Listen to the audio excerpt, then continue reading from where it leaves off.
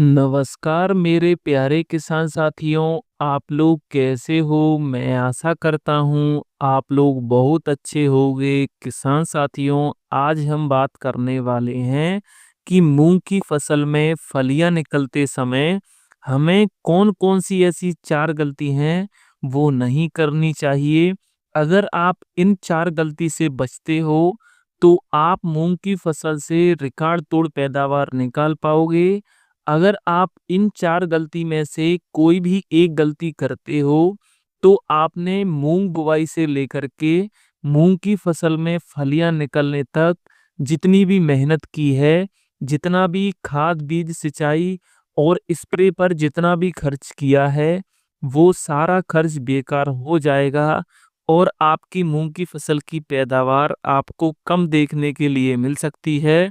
किसान साथियों, मैं गलतियों को बताने से पहले आप लोगों से रिक्वेस्ट है कि अगर आप हमारे चैनल पर पहली बार आए हो, तो चैनल को सब्सक्राइब कर देना, वीडियो को लाइक कर देना, वीडियो को ज़्यादा से ज़्यादा हमारे किसान भाइयों में शेयर कर देना।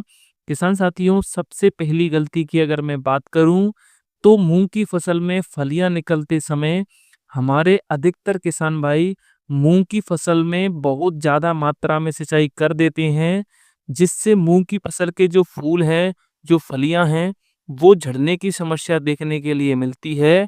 किसान साथियों, मूंग की फसल में फलियां निकलने के बाद जो मूंग की फसल है 10 से 15 दिनों में तैयार हो जाती है। तो इस समय पर आपको अपनी मूंग की फसल में अधिक मात्रा में सिंचाई नहीं करना।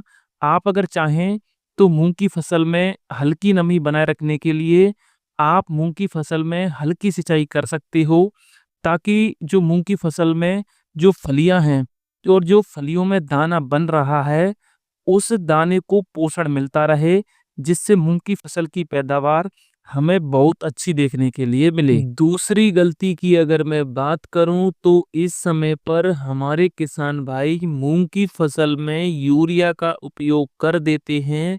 यूरिया का उपयोग कर देने से पौधे की बढ़वार ज़्यादा हो जाती है और फलियां छोटी रह जाती हैं, जिससे मूंग की फसल की पैदावार हमें कम देखने के लिए मिलती है। इस समय पर आप अगर चाहें तो एनपीके 0050 का उपयोग कर सकते हो। ये आपको बहुत शानदार रिजल्ट निकाल कर देगा। तीसरी गलती की अगर मैं बात करूं, तो जब मूंग की फसल में फूल से फलियां बनती हैं, तो इस समय पर एफिड, जैसिड, थ्रिप्स और व्हाइट फ्लाई जैसे रस चूसक कीटों के अलावा इल्ली मूंग की फसल को सबसे ज्यादा नुकसान पहुंचाती है। ये क्या करती है कि मूंग की फसल में जो फलियां हैं, फलियों में जो दाना बन रहा होता है, उस दाने को डैमेज करती है, जिससे मूंग की फसल की पैदावार हमें कम देखने के लिए मिलती है। इनके कंट्रोल के लिए आप एक अच्छे कीटनाशक का उपयोग कर सकते हो। किसान साथियों, मूंग की फसल में इल्ली मूंग की पैदावार को 40 से 50% तक कम कर सकती है। अगर आपने इल्ली का कंट्रोल कर लिया, तो आप मूंग की फसल से एक अच्छी पैदावार निकाल पाओगे। चौथी गलती की अगर मैं बात करूं, तो किसान साथियों, जब मूंग की फसल में फूल से फलियां बनती हैं, तो इस समय पर फूल झड़ने की समस्या बहुत ज़्यादा देखने के लिए मिलती है। अगर मूंग की फसल में फूल ज़्यादा झड़ेंगे, तो जो मूंग की फसल की पैदावार है, हमें कम देखने के लिए मिल सकती है। इस समय पर आप अगर चाहें, तो बायर कंपनी की प्लानोफिक्स, जो एक प्लांट ग्रोथ रेगुलेटर है, आप इसका उपयोग कर सकते हो।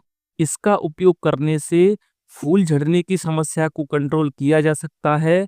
मूंग की फसल में फूल ज़्यादा से ज़्यादा मात्रा में आएंगे। अगर फूल ज़्यादा से ज़्यादा मात्रा में आएंगे, तो फलियां ज़्यादा से ज़्यादा बनेंगी। अगर फलियां ज़्यादा से ज़्यादा बनेंगी, तो मूंग की फसल की पैदावार हमें बहुत अच्छी देखने के लिए मिलेगी।